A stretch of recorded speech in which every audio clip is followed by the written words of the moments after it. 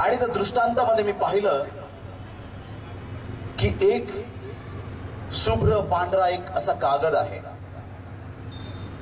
आणि दोन हात आले प्रियांनो, आणि त्या दोन हातांनी त्या कागदाची गुंडाळी केली आणि तो कागद, ते हात दिसेनासे झाले. मी प्रार्थना केली, प्रभूला विचारलं की हा कागद आणि ही गुंडाळी म्हणजे काय आहे. त्यावेळेस देवाने मला सांगितलं, देवाच्या आत्म्याने मला प्रकट केलं की जे हे आकाश तुम्ही पाहत आहात हे एक दिवस कागदासारखं गुंडाळून फेकून देण्यात येईल. या पृथ्वीवरती कधी न आली अशी गोष्ट घडणार आहे प्रियांनो. जे काही तुम्ही पाहत आहात त्या गोष्टी तुम्हाला निघून गेलेल्या दिसतील.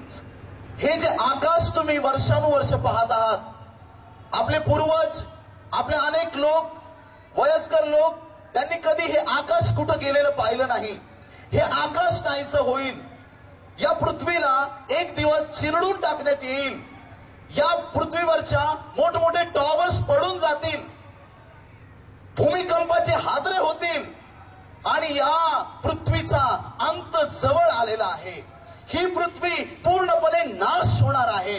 कुणी स्वतःसाठी मोठ्या इमारती बांधल्या तर माझ्या प्रिय भावा बहिणीने ऐकून घ्या, त्या उंच इमारती एक दिवस पडून जातील. कुणी स्वतःसाठी महाल बांधले तर देवाचं वचन सांगतं की ते महाल धुळीस मिळतील. या पृथ्वीवर जे जे तुम्हाला दिसत आहे त्या सर्व गोष्टी नष्ट होणार आहेत.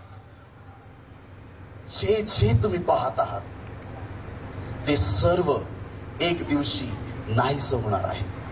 आणि आपल्या जे जीवनात आपण अनुभवलं, पाहिलं, या गोष्टी ज्यावेळेस घडतील त्यावेळेस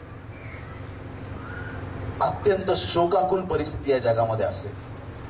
सुनामी येईल, 1000 फूटच्या लाटावरती उडतील, भूमिकंपाचे हादरे, लाव्हारस बाहेर पडेल आणि देव या पृथ्वीला चिरडून टाकणार आहे.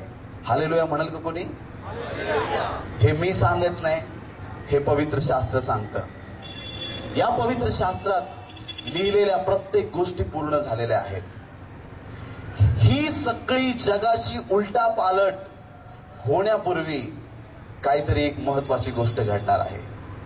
ती महत्वाची गोष्ट म्हणजे येशू येत आहे. हालेलुया. येशू येत आहे. येशू मेघारूढ होऊन त्याच्या लोकांना वाचवण्यासाठी येत आहे. निवडलेल्या लोकांना घेण्यासाठी, आपल्या वधूला घेण्यासाठी, आपल्या मंडळीला घेण्यासाठी येशू येत आहे.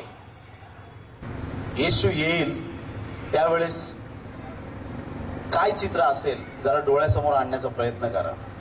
येशू ख्रिस्त मेघारूढ होऊन येईल मध्य आकाशामध्ये, आणि ज्या वेळेस तो येईल सूर्य अंधकारमय होईल. किती लोकांनी पाहिलं सूर्य अंधकारमय होता ना? सूर्य कधी अंधकारमय झाला नव्हता, पण त्या दिवशी सूर्य अंधकारमय होईल, त्याला प्रकाश देता येणार नाही. चंद्राकडे पहा, आकाशात आज पूर्ण चंद्र आहे. सगळ्यांनी पहा इकडे वरती. हा, तो जो चंद्र तुम्ही बालपणापासून पाहत आलात तो कधीच रक्तमय झाला नव्हता. तो रक्तमय होईल आणि तो आपला प्रकाश देणार नाही.